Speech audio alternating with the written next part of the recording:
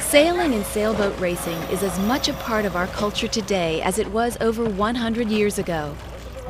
This tradition of competitive sailing began around 1830 as more New Orleanians discovered the cool breezes of the Mississippi Gulf Coast and fled the mosquitoes and disease of the hot city to spend the summer in the pass.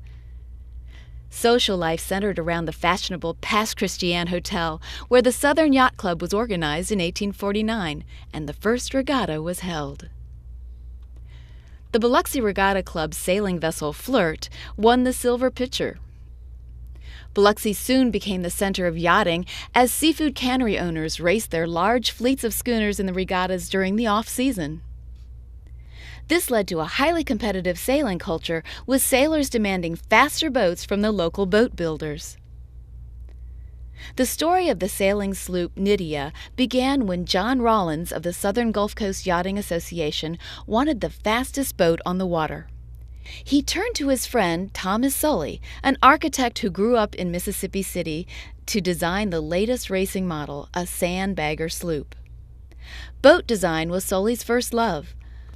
Biloxi master boat builder William N. Johnson was hired to build Nydia.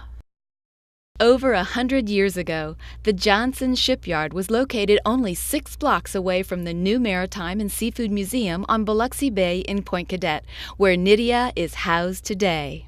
Johnson had a reputation for building the finest working schooners, sail, and power yachts on the coast.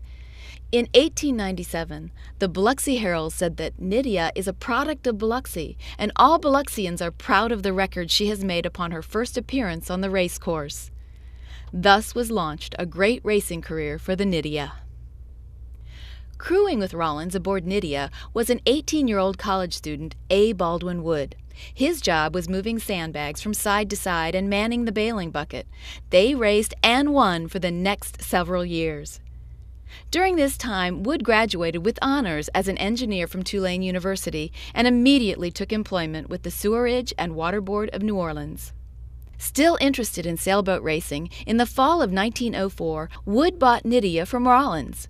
By 1907, Wood was on a roll. He defeated his old nemesis Invader in the 58th Southern Yacht Club Regatta and went on to win the Pass Christian Regatta and the Bay Waveland Regatta that same year. In 1908, Baldwin Wood sailed Nydia to victory in all 4 regattas that year, forming an inseparable bond with Nydia. In 1910, Wood retired Nydia to pleasure sailing while he focused on drainage problems at his job with the Sewerage and Water Board. Wood's solution was inventing the huge wood screw pump that keeps New Orleans dry. His pumps are still used today to drain lowlands throughout the world. In 1912, Wood bought the Biloxi Beach home that Thomas Sully designed for the Louisiana Lottery president Charles Howard. It came equipped with its own lighthouse that Wood used to illuminate Nydia at her night mooring.